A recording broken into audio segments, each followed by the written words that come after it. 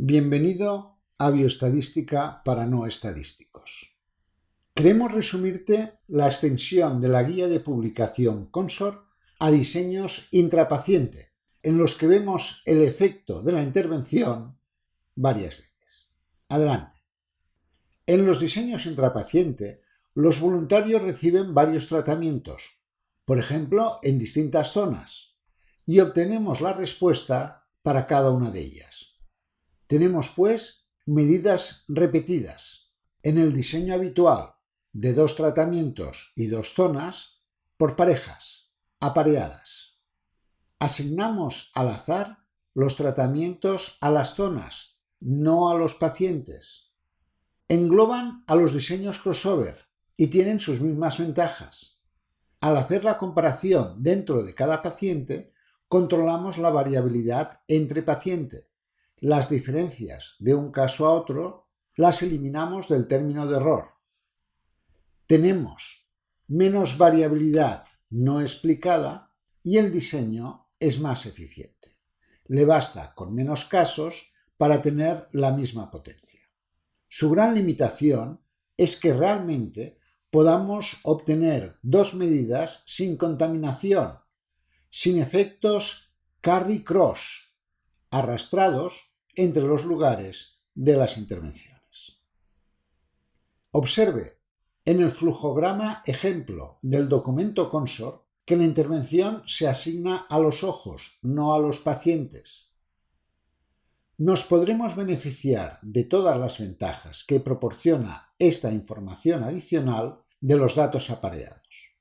En esta tabla 2x2 podremos estudiar, primero, la magnitud del efecto caso, comparando la magnitud de las celdas concordantes con la de las celdas discordantes. Y segundo, el efecto intervención, comparando entre sí las 2 celdas discordantes. Tu estadístico puede explicarte cómo hacerlo. Sin embargo, en algunas ocasiones, parte de la información no vendrá apareada, vendrá de la forma clásica y solo aportará un valor por sujeto. Al plantearnos un diseño intrapaciente, debemos hacernos varias preguntas. La primera debe ser si podremos obtener información no contaminada, sin efectos arrastrados entre las 2 partes del organismo.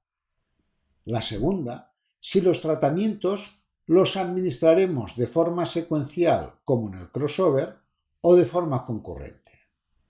La tercera, si son realmente similares entre sí las zonas en las que administraremos la intervención. Si fueran poco similares, por ejemplo, en su gravedad o en sus condiciones iniciales, los datos estarían poco apareados y tendríamos una pequeña ganancia en eficiencia. Y luego tenemos una serie de consideraciones técnicas que deberemos especificar muy bien para hacer el diseño replicable. ¿Cuándo recogeremos los valores iniciales? ¿Al asignar al azar o justo antes de administrar la intervención?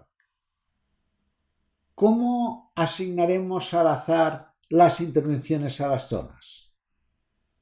¿Cómo comprobaremos que la administración se hizo correctamente? ¿Cómo monitorizaremos? ¿Y cómo lograremos enmascarar al evaluador al tratamiento administrado en cada zona? Entre las adaptaciones de Consor encontramos una gran mayoría que requieren hablar de las zonas en lugar de los pacientes. Del resto, conviene resaltar la influencia que tiene la correlación entre las determinaciones del mismo paciente en el tamaño muestral, en los análisis estadísticos y en los resultados. Digamos 2 cosas para terminar. Primero, el documento Consor pone este didáctico material para mostrar cómo mejora el resumen al incluir estas extensiones para los diseños entre pacientes. Y segundo, los diseños intrapaciente y los diseños crossover son muy similares, están muy relacionados. Valora supervisar simultáneamente estas dos extensiones de Consor. Y esto es todo por hoy.